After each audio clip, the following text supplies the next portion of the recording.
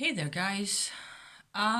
So I have this quite, to us, really interesting new astrological idea that I want to share with you guys. I'm not completely sure my brain is going to be up to the task, so you know, we'll just try to do this. I did make an astrology playlist on my channel that you might check out if you're into that type of thing. I was watching a couple of bits of my older videos, and it turns out that I haven't really done all that many astrological videos that have an astrological subject as their main theme. I do talk about astrology as it sort of happens to me on and off. I tend to think that I manage best when I talk about myself and my people and what's happening with relationships and things like that, and then sort of incorporate the astrology in that rather than try to be, anything remotely similar to academic about this, or, objective and present things in a sort of a in a sort of an objective way. I don't really know how to do that properly because I'm not a teacher, and I might have been in another type of a life, but I am not as it is. And there are things there are objective about this. I think it's what we've unearthed together, husband and I, really is really a very I don't know how common it is, and I think it's really, in the future, when astrology will be used as another source of information, as it is, you know, maybe people will be able to use this type of stuff. So yeah, so here goes, and whatever good comes of it. Okay. I'm still personally still quite a bit, in the same kind of a state that you saw me in last week. Um, Things are getting slightly easier. I'm not obsessing over my relatives or my family as much anymore. I'm kind of leaving it all to be in the past as much as possible because, I'm kind of done with that. However, there's always an however. I'm married to somebody who cares about me very much, that I love very dearly, and there are barriers between us, or they have been. There have always been barriers to communication. Some of those are my own, really, of course, and some of those I've really worked on quite a bit. Same applies to husband. We've been together for almost 33 years now, come January. And as I said, we're very fond of each other. We can't imagine a whole day without talking to each other or spending time together. So there's that. There is always a part of the other person that kind of remains a stranger somehow, and that's a bit difficult to work with sometimes, and sometimes you just want more than you're getting, no matter how friendly you really are and how well you understand each other and so on and so forth. So I'm talking about these things because there is this astrological sort of a big aha moment that I had over the weekend, where I was thinking about both our charts and both our, all our parents' charts, and how we interacted with those when we were kids and how we are interacting with each other now. And I think I've found a mechanism, that really explains codependency, basically, in a nutshell, in one go. So the codependency thing ties in with, to some extent, the other person remaining a stranger, right? That's what I'm trying to say here. You can be together for no matter how long. You can really know each other very well. You can work together really well. There are activities that we do always that go, almost completely on automatic pilot. That's fine. That's beautiful. We enjoy being together. I have always felt that I had to be something for him that I wasn't. And he wouldn't say exactly the same thing, I think. He would say maybe that he feels that he can never be what I need, but it's different. There's a difference there.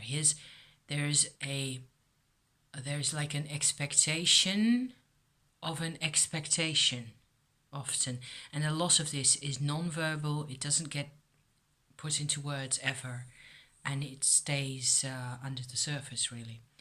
So for many years now we have been together. We've been hanging on to each other for dear life from the very first that we met back in Amsterdam, back in the old days. We basically just clung to each other because there was a very strong feeling that this is at least one person that really understands how I feel. And because that was mutual, that kind of held us together, and it held us it sort of made sense for both of us to always stay together. So I'm sort of trying to spiral inwards towards my, great big astrological discovery, if you want to call it that. From starting basically from what the experience has been like, what it's felt like. And recently, as you guys know, I talked to my dad for 2 months. We've had quite a number of conversations over the phone.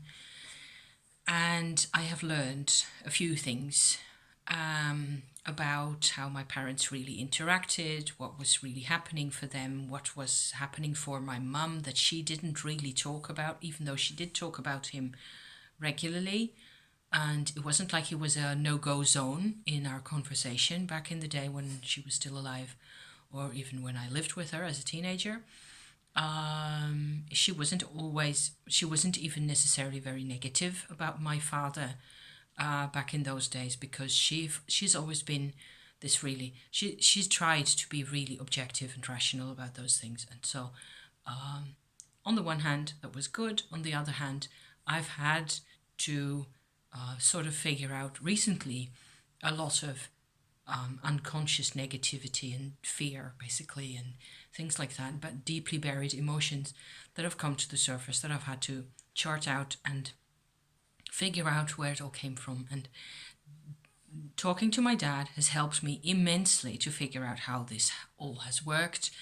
And I don't think it's completely done. I don't think it's ever that I'm completely, 100% sure. I have been looking at my parents' charts very closely again and again over the past couple of weeks, and I will still be doing so, because a lot of very interesting information can be unearthed from the way I know those people now, if I apply that to their charts, right? Like the North Node rescue session that happened last week, where I basically found out that it wasn't only about the North Node, it was the combination North Node, Mercury, Neptune that created a lot of the mess that I've inherited, basically. So all this, I'm still introducing my theme here because I want to talk to you guys, and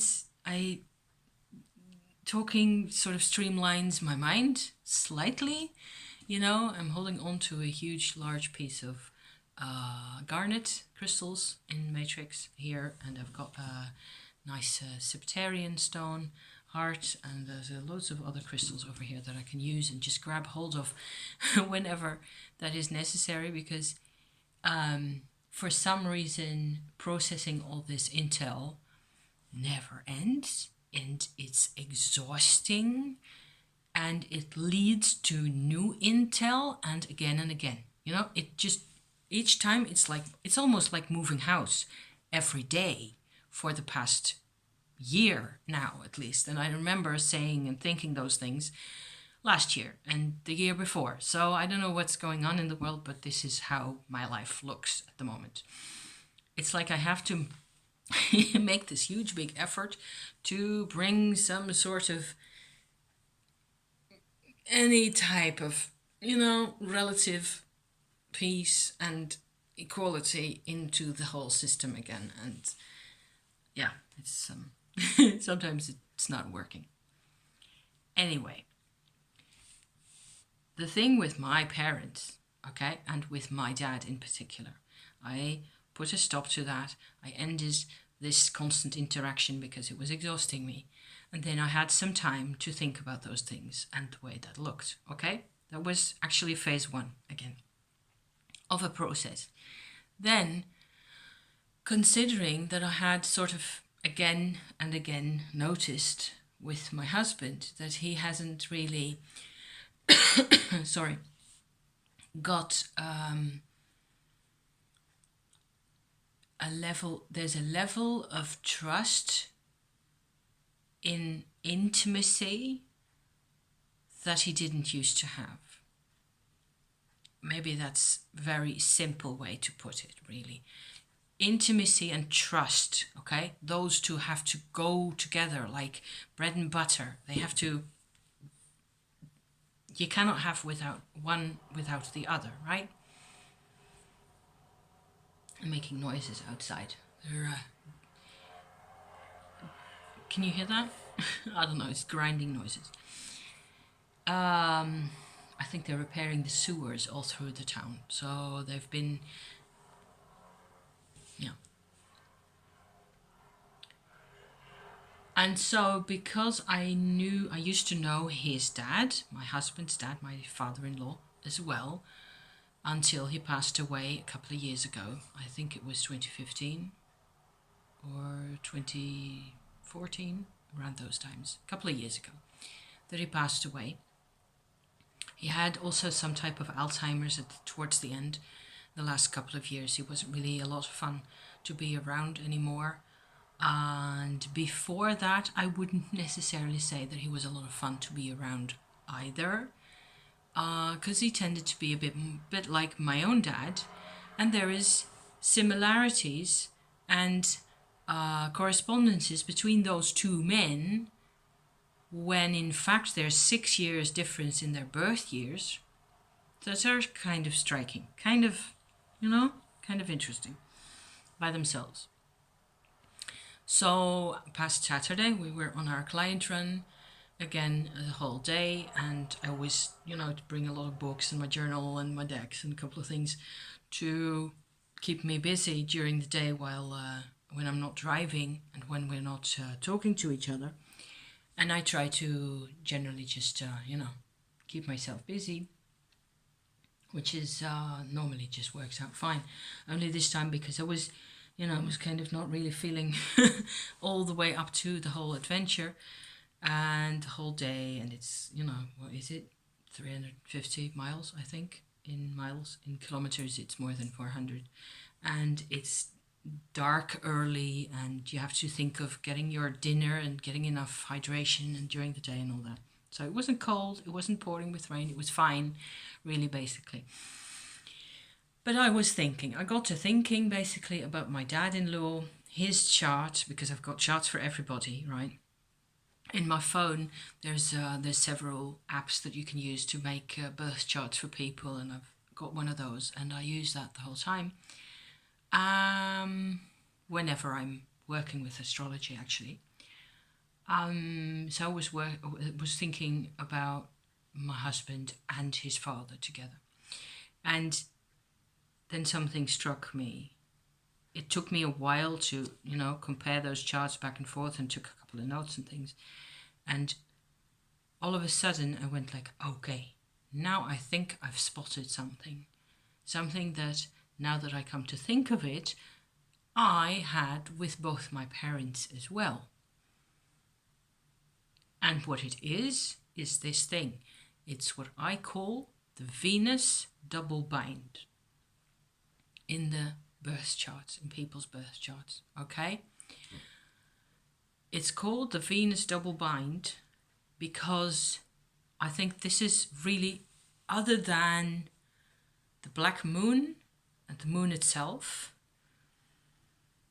I think this type of an interaction where there's a Venus bind or double bind determines the quality of our relationships to a large extent, in depending on who you're talking to, who you're with, and who you're having the interaction with, and for how long, of course. Let me explain what a Venus double bind is. You can agree, I think, that you can have, if you have two birth charts, right? Two different ones, two people. It doesn't matter what age they are, whether there's a kid and a parent, or a brother and a sister, or what have you, aunts and uncles, grandpas, relatives, neighbors, politicians, musicians, anyone, you know? The two charts will always have a Venus position somewhere, right? Venus is in there somewhere.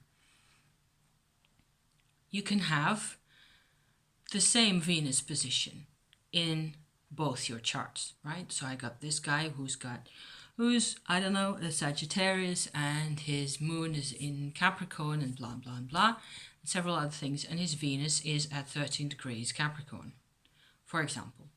The other guy can be, or woman can be, a Leo with an ascendant in whatever, and their Venus can be at 13 degrees Capricorn as well. Same position, conjunct, right?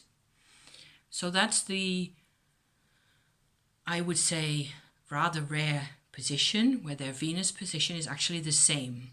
And then you would have potentially aspects from that Venus going to other planets, to their moon, to their sun, their ascendant, or any of it. And that would all be important then. I don't really know what that looks like in a relationship.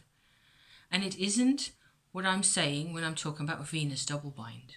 Because you really have to pay attention to find this, I suppose. I don't know. It's what I had to do anyway. If Venus is in one chart, in this person's chart, right? Their Venus is in this particular position, okay? And you go to the other person's chart, and on that position in their chart is another planet, not Venus this time, okay? Just that. Then that would qualify as a Venus single bind, because there is going to be an interaction through those two planets, the Venus on the one hand and the other one, whichever one that is. So I'm imagining here, for example, that if somebody's in a relationship, whichever kind, and the second person's sun is on the first person's Venus position, those two conjunct, right? So the other Venus may be anywhere else, doesn't matter at this point. We're having a single Venus bind, and that will be relatively comfortable. There's no real conflict between Venus and Sun. They will make each other feel good, I think, probably. So that's okay, right? Some planets go better with Venus than others. I think, I have seen this, I'm not completely sure where or when, that if there is a single bind between Venus and Mars, so the other person's Mars is on that Venus position, there will be sexual attraction between them. So romantic, or some type of a chemistry type thing that people tend to describe as such, okay? So Venus and Mars tend to do that to each other. I'm just giving a few examples here for the type of interaction, the type of vibrational exchange that you get with Venus and some other type of planet. Okay? I'm going to have a sip of tea before I just dry up and shrivel up in front of your faces. Because I made tea, so I should have it, right? Now you may have guessed that the double bind happens when there's 2 Venus positions, and on each of those, I'm not using drawings here, so you just have to listen to me and then, try to process. I have no idea whether this works, but for now, it'll just have to do. Because I don't think it's going to provide you with any more intel if I wave pieces of paper at you with symbols and things. That only confuses things. We have 2 Venus positions, and on each of the other guy's Venus position, there is at least 1 planet. A different planet. So we don't have a Venus conjunct at 13 degrees Capricorn or whatever it is. We have 1 Venus at 13 degrees Capricorn, 1 Venus at 2 degrees, let's say Aries, okay? And this guy has, let's say, Jupiter, just to pick one, at 2 degrees Aries. This guy has Mars and or whatever, Mercury, at 13 degrees Capricorn. See what that does?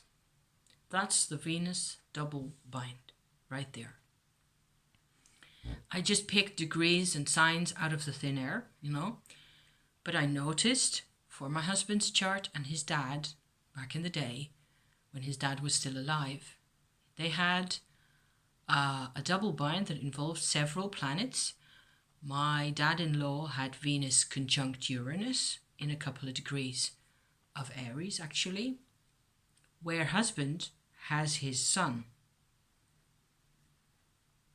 On the other hand, where his Venus was at, his dad had Mars.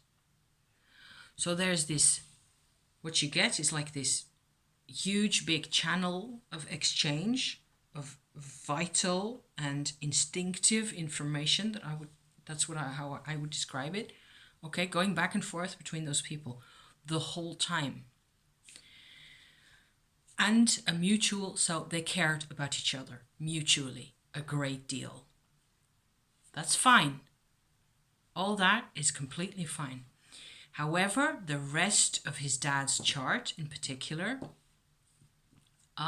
shows me that this man, kind of also a bit like my father, had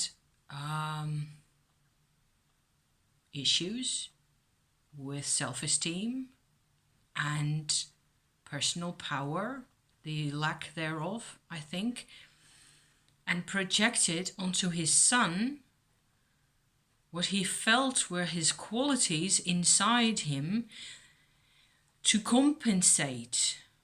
He wanted his son to compensate for his lack, his personal lack. His son always felt that he didn't do enough, that he couldn't do enough. Okay?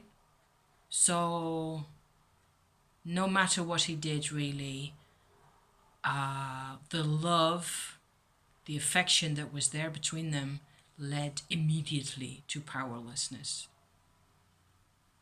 So far, so good. I have the same type of weirdness with my own parents, both of them, with Venus double and triple binds going on all the time, and aspects and things that I've shown you already in some of my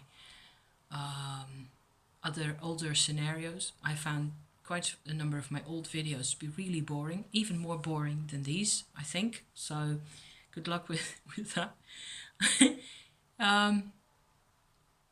The thing now is that I have a Venus double bind with my husband, and he with me, because it's mutual, of course. So that explained to me, like in one stride, all of a sudden, why it is that for my husband to love me, to care for me, equates powerlessness. Once I understood it between him and his dad, I could kind of see, okay, so this is the framework that you're bringing. And especially when there's someone here that you care about so much, that's going to trigger all this buried insecurity, the sense of loss, the sense of feeling judged, the sense of not being good enough, the sense, all the codependency rituals of blaming yourself and feeling bad and guilty and all the rest of it. So, in his case, he's been really happy with this analysis. I've been able to explain it to him, to show it to him, and he feels like I've managed to understand a part of him that's never really been out in the open before. So I can tell that, I can feel, and he says it himself as well, that he feels really good with, he feels really safe and supported with this type of analysis, because finally things are coming together for him. Old memories about the way he interacted with his dad. All that is just making a lot more sense all of a sudden, because there was this pulling and pushing. There's in this type of relationship, there's this deep wanting this other person to be there in your life, and then this is how they behave when they're there, and everything is completely and nothing really comes of it that is satisfying for either of them. So it's a very interesting little neck of the woods in the charts here with this Venus double bind business, and I'm kind of hoping I made enough sense saying these things the way I've put it, because it's about as good as it's gonna get today. For myself, if I look at me and my parents, my double bind is with, like I said, there's a couple more planets involved. There's Pluto, Black Moon, Mars, Neptune, Jupiter. All those are involved. There's this big water sign trine, so all the 3 water signs are involved in that. And if I reconsider, what I've just told you, and put that on my own double bind scenario, it becomes kind of overwhelming. So I will have to, sort of just put that back a bit. The thing for me is that I don't see my parents anymore, or they're no longer here. But it explains to me just as well how close we were, and that I was really close to my dad as well, being a little kid, when all this is self-evident. When you're a kid, when you're 3 years old, your chart is completely self-evident and completely natural. It is what comes out of you, right? And then you get the travails, the story and whatever happened to them that you don't know about, maybe. And there's all sorts of stuff that we don't know about. So I thought this was really valuable to share. I hope I managed to get some of my intel across. If you need a birth chart for yourself, you should go to astro.com. You have to, Google astro.com, and on their chart, on their website, there's all sorts of intel. They put way too much stuff in there. I always think. But there's a page where you can put in your own birth data, and you have to preferably know your time of birth as well, and then you can work from there. It's been invaluable, it's been priceless to have astrology in my kit in the past couple of months again, to be able to figure out the way people do things, what their priorities are, where and when exactly, is just something that I pick up out of a birth chart more or less immediately by now. And, I think I would have gone bonkers without the astrology. So I wanted to put that out there. I'm less than half an hour, I think. I'm going to end this right here. Thank you so much for watching, and maybe I can think of another interesting link or so to put in the description about these things. I've never heard of the Venus double bind. If this makes any sense to you, please let me know. I really would like to hear more from you guys about your experiences with astrology and whatever works for you. Okay? Thank you for watching and see you next time. Okay? Bye bye for now.